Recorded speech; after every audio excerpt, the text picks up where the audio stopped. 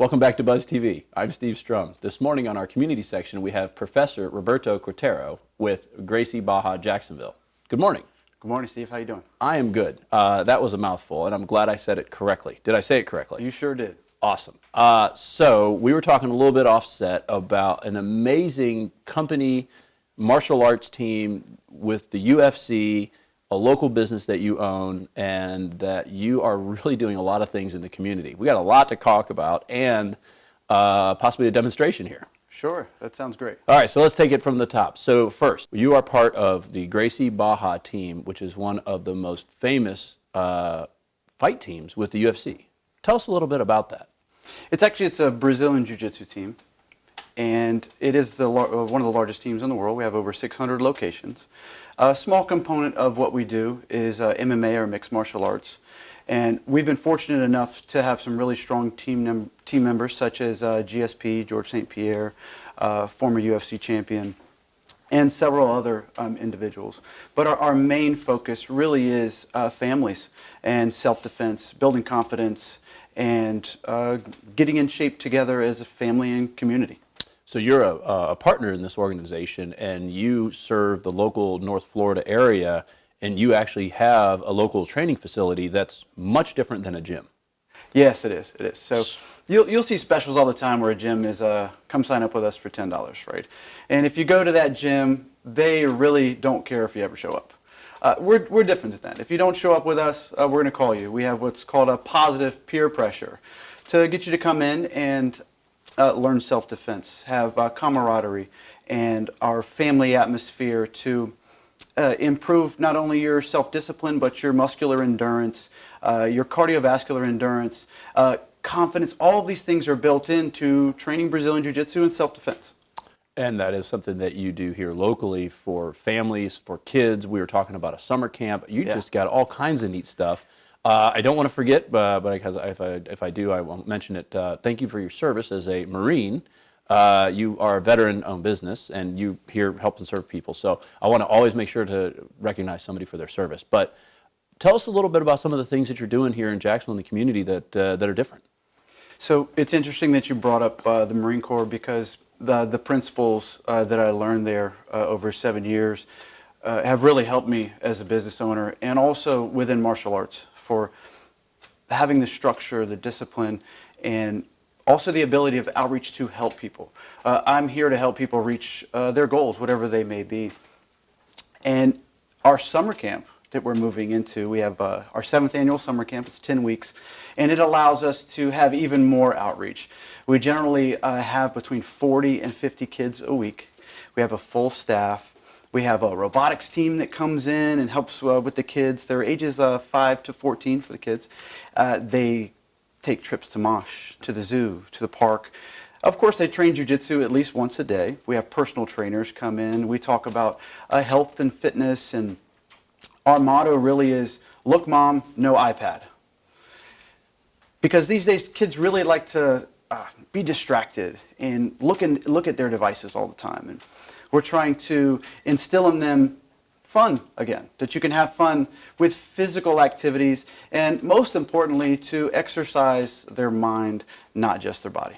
Well, I had a chance to come look at your facility, and it was amazing. We saw, all the way with little kids, and they weren't breaking boards or anything, but all the way from little kids all the way to adults, and everywhere in between.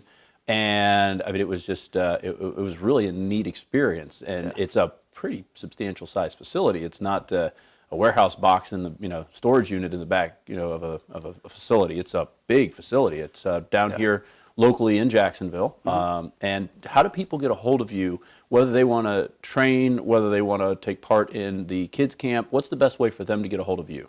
The easiest way is online at gbjacksonville.com. That's Gracie Barra Jacksonville.com. Yes, gbjacksonville.com.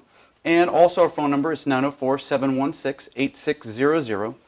Something else that distinguishes us is we are a full-time Brazilian Jiu-Jitsu and Self-Defense Academy. So we don't do anything else. This is what we specialize in, and that is my goal, to reach out to the local community and provide what for me and my family has been an amazing journey that that continues. My wife trains, all of my children train, and you can see them on the mats. And yeah, we were talking about it. This is a family affair, and I think at this point we're going to cut away, and the audience is going to see exactly how defenseless I am. But I think I can take you.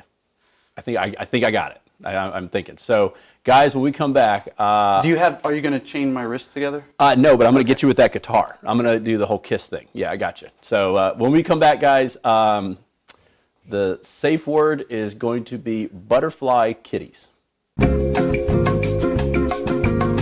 Welcome back. We're going to have a demo of exactly how self-defense works with the Brazilian Jiu-Jitsu. However, in safety, the whole kitty butterfly safe word is not going to work because we did a practice run and it didn't happen. So, guide us through what to do, because I'm threatening you, and how exactly you're going to make me not longer threaten you.